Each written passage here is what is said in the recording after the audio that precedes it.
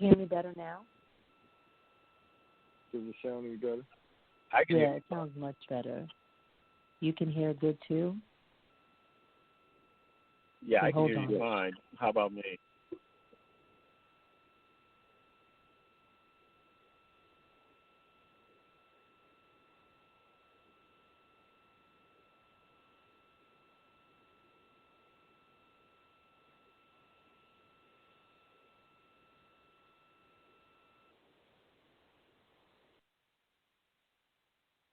Okay. All right, guys.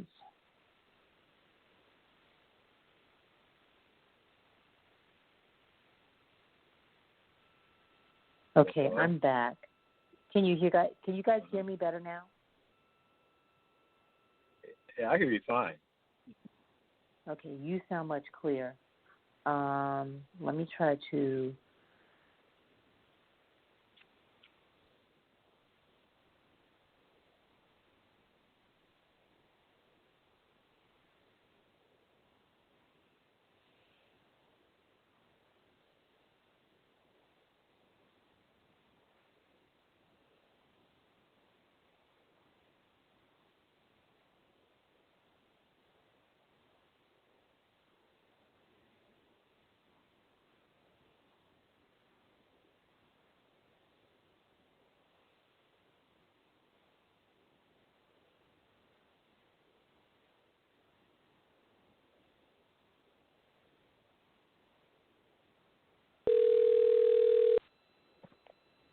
Yeah. Hello? Yeah, hello.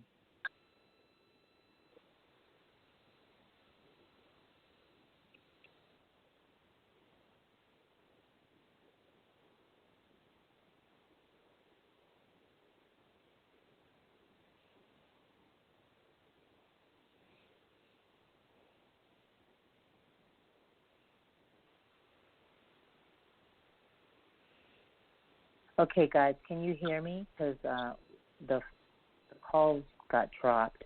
Are you guys still there? Yeah. Yeah, I'm still. Okay, Yeah. Daryl. Mhm. Okay, all right. So let me hear from your opinion, because I did ask House a question. House, you want to repeat what you stated so that way the audience can hear you? What was your question again? So I mentioned about Atlanta mayor issuing the stats currently on the number of deaths right here in the state of Georgia and warning those that want to hop right back into to go into nail salons. 904, an increase of 34% in over a week. And the cases have reached up to 22,695. That's 28% in a week. So she's pretty much at odds with Governor Brian Kemp. And even Friday, despite President Trump saying it was too early, he still went forward. So what do you think is his motive? Or do you agree with the apprehension? Well, I'm in total agreement Okay, with Keisha Lance. I'm in total agreement with Keisha Lance Bottom. I think it's too soon for us to go back out into this pandemic world again, because we haven't reached a peak. There's not enough testings. I mean, you haven't tested enough people in order to see who actually has it. And I think she's totally right in being very apprehensive about going back. I mean, I think it should be a real slow pace. Right. Especially now, until we get enough testing. And I agree with you on that. So, Daryl, what's your opinion on this about the being unaware of the status we have right now with how many are affected? We're all walking around here in oblivion, afraid to go out, but you don't see any resolution about testing. That's not been very proactive. What's your opinion on that? Well, like I said initially, yeah, I think testing should have been the first phase of any effort to reopen the state or the country. I mean, there's, and you go to the top, so-called top, the president, who has not been very proactive or measured or even intelligent in terms of his approach. And then, Kemp, the governor of the state of Georgia, makes his move and enters an order opening these various businesses. However, again, like Hal said, the testing is way off, and it should be a more intelligent approach. And I agree likewise that the mayor of Atlanta, Keisha Lance Bottoms, is taking an intelligent approach to it, and she is standing her ground, even to the point where she got a horrible, I guess it was a Twitter message directed at her where they used a racial epithet, and I mean, it might show to some degree the disparity in terms of the thinking. I mean, where you got some people like in Michigan, so-called, Trump supporters and people risking their own lives demonstrating without protections, without masks, saying open the state. And I think Lance Bottoms, the mayor, has, despite whatever threats she might receive, she's holding her ground. She's saying, look, this is the way we're going to do it in Atlanta. We're not, whatever Kemp says, that's crazy. Yeah, I agree with you, because currently I'm looking at something that was reported in Cleveland, Ohio, and this just came out today with an update. Ohio reports 728 deaths and 15,963 positive coronavirus cases in that one state. Ohio health officials released the latest batch of coronavirus statistics on Sunday, the 26th. So with that said, that should raise some flags. And then I wanted to mention to some of the listeners, and then you guys can chime in on your thoughts. I do agree with the approach, because Richmond, Virginia is starting to have it in CVS's, where they are opening places for testing. Then I just looked up testing for coronavirus near me, where we are in Georgia. Emory St. Joseph Hospital, they are conducting is a testing center.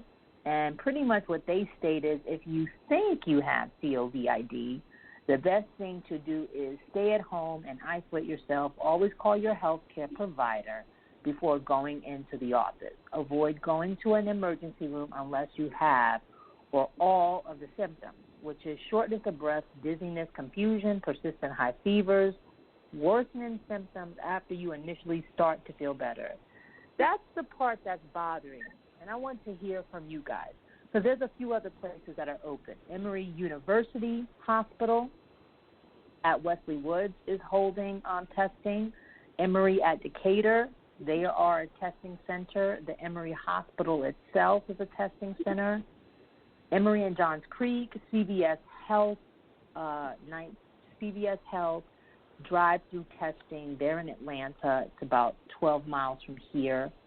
Grady Health System is also conducting these testings. Jim Miller Park, Sugar Hill Church Drive, Georgia International Horse Park, Catersville Medical Center, Floyd Medical Center, and those are just to name a few. So I think this is going all backwards. And what do you feel with just the numbers you just heard? And you guys can, I'll hear from you, Daryl, since I think you're originally from Cleveland. The number of death rates currently is 728 deaths in Cleveland, Ohio itself, with 15,963 positive corona cases. So with them having that amount of positive cases, this does sound very premature to start reopening certain things.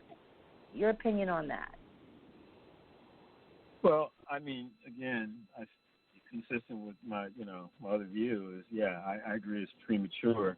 And I think everyone should look at, I think you're from New York, right? New York as an example, New York City, because, that's the epicenter of, the pandemic. And New York, I mean, Cleveland could become New York. It's not as big as New York, of course, But without taking extreme measures, you're just in the tip of the iceberg, and it's going to get worse, or potentially could. Right. Hope it doesn't. But I could see that in Cleveland, and I don't know exactly what they're doing because I haven't had any direct contact with any officials. I have family there, and I know that my family they're taking precautionary measures, but I think that's everywhere. I don't know what the number is in Atlanta. I don't, but it's increasing everywhere. So we got to be smart about it. Okay. So currently in New York City, it's confirmed 155,000 confirmed, 16,599 deaths, 18,018 recovered. This is the latest statistics for New York City itself. Back on April 14th, it was 7,177 affected in the New York City. And this was including the counties, not just New York City, but, they break it down into Nassau County, Suffolk County, Westchester County, and so on and so forth. So, House, before we keep getting deep into the stats, and I'll look up the stats for Atlanta, you said something earlier, House, that actually made a lot of sense and affecting the minorities. And not for nothing, but a lot of minorities seem to flock to nail salons, hair salons. And currently, what is the big deal about jumping back to your nail shop or getting your hair done when you have nowhere to go?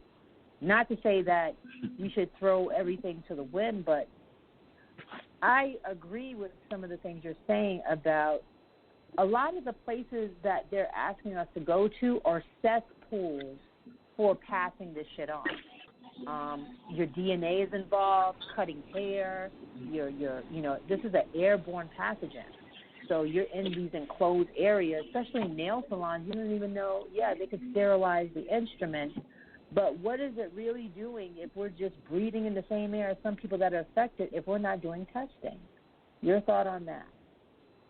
Aaron? Well, I think the reason for a lot of these places that they want to reopen is because of these. They want to open back up our economy because they're still going to have these places. If they open it up, they can't get any government assistance. Right. Right. That's actually. So I think it's more about economics than actually anything else. You know what I'm saying?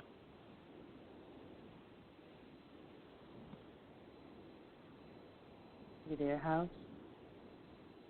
Hello? I hear him, but he just went out. House, if you can hear us, come back in. Yes, I'm here. Gerald, okay, yes. So finish what you were saying. I think it's more about them trying to stimulate our economy. And in these fields that they have chosen are some of the fields where you have more minorities and you have more people in these fields. Women now, if you look at all of these podcasts, if you look at all these shows that you look at that they are doing virtual, you cannot see one of these shows in the beginning that they didn't say something about hair, nails, or our outward appearance. No matter whether we're going outside or inside, we still care about our appearance. Right. So they open up a lot of these. But is that vain then? Because that's vanity, and honestly, is it an essential? Do you feel like are these essentials that's necessary currently if you're not going to work, if you're not, really going to outings? Doing it at home, doing it yourself seems to be a more cautious way of handling things. And if you notice, since we've been having to stay at home, hasn't this allowed people to at least become very resilient with just using the basic essentials that we need in our lives? But yes, it is affecting the economy and individuals. Bills don't stop, okay? Bills don't stop, and they keep piling up. But do you think, and both of you men can chime in, that this is